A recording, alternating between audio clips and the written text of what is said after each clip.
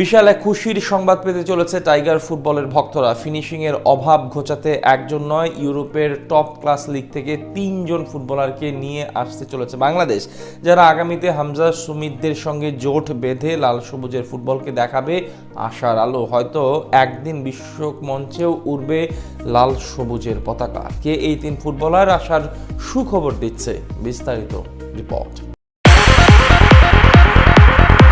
হামজা সুমিতদের আগমনে বাংলাদেশ দক্ষিণ এশিয়ার সেরা দল।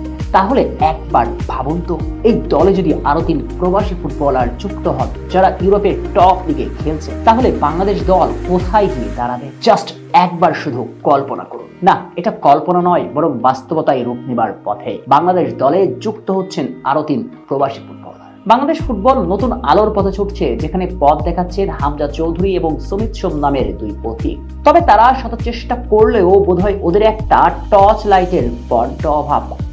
বাংলাদেশ জাতীয় দলের একজন ফিনিশারের অভাব।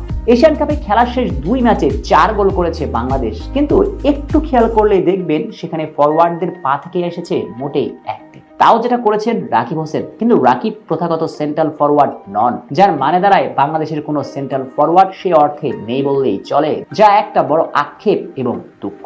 এই দুঃখ ঘোচাতে এবারের বাফুফে আনতে চলেছে 3 জন প্রবাসী ফুটবলার যারা ইউরোপের টপ ক্লাস লিগে খেলছেন, যেটা সাম্প্রতিক সময়ে এক মূলধারার গণমাধ্যমে নিশ্চিত করেছেন বাংলাদেশ ফুটবল ফেডারেশনের সহসভাপতি ফাহাদ করিম। যেখানে তার কাছে জানতে চাওয়া হয় একজন সেন্ট্রাল ফরওয়ার্ড আনতে কি করতে চলেছে বাফুফে। সে প্রশ্নের জবাবে ফাহাদ করিম বলেন, বাংলাদেশ ঘরোয়া লিগ থেকে প্রত্যাশা অনুযায়ী সেন্ট্রাল ফরওয়ার্ড পাচ্ছে না, তাই এবার বাফুফে প্রবাসী ফুটবলারদের দিকে হাত বাড়াচ্ছে এবং তারা হামজার মতো ইউরোপের টপ লিগে না খেললেও মানের দিক থেকে কাছাকাছি লিগেই খেলেন এমন ফুটবলারদের সঙ্গে ইতিমধ্যে যোগাযোগ করতে শুরু করেছে ফুটবল ফেডারেশন, যেটা নিশ্চিত করলেন ফাহাদ করিম নিজে। এখন প্রশ্ন জাগতে পারে এই 3 ফুটবলার কারা। যদিও কোনো নাম স্পষ্ট করেননি জেন্টলম্যান ফাহাদ করিম, তবে বাংলাদেশ ফুটবল পাড়ায় কান পাতলেই শোনা যায় ট্রেভার ইসলামের কথা। ট্রেভার ইসলাম বর্তমানে খেলছেন আমেরিকার ইউনিভার্সিটি লিগে, যেখানে প্রতিনিয়ত গোল অ্যাসিস্ট করেই যাচ্ছেন। সবচেয়ে বড় ব্যাপার, জায়ন আহমেদ এখান থেকে উঠে এসেছেন। অনেকে ধারণা করছেন জায়ন আহমেদের চেয়েও গতিশীল ফুটবলার ট্রেভার। শুধু তাই নয়, ট্রেভার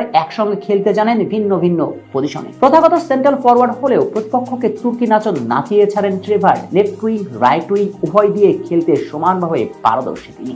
সঙ্গে অ্যাটাকিং মিডফিল্ডার এবং সেকেন্ড স্ট্রাইকার হিসেবেও খেলতে পারেন। সব মিলিয়ে আক্রমণ ভাগের পরিপূর্ণ প্যাকেজ যেন এই ট্রেভার। এখন দেখার অপেক্ষায় ট্রেভারকে জাতীয় দলে আনে কিনা বাফুফে। সবচেয়ে বড় ব্যাপার, ট্রেভার জায়ন আহমেদের চেয়েও বেশি গতিশীল ফুটবলার। এছাড়াও তালিকায় আছেন জায়ান হাকিম এবং ইউসুফ মিয়া। সত্যিকার অর্থে এই 3 ফুটবলারকে যুক্ত করতে পারলে বাংলাদেশ ফুটবলের আগামীর পথ মসৃণ হয়ে উঠবে, এগিয়ে যাবে লাল সবুজ। এবার না হলে আগামীবার এশিয়ান কাপে সরাসরি কোয়ালিফাই করার সুযোগ থাকবে বাংলাদেশের সামনে।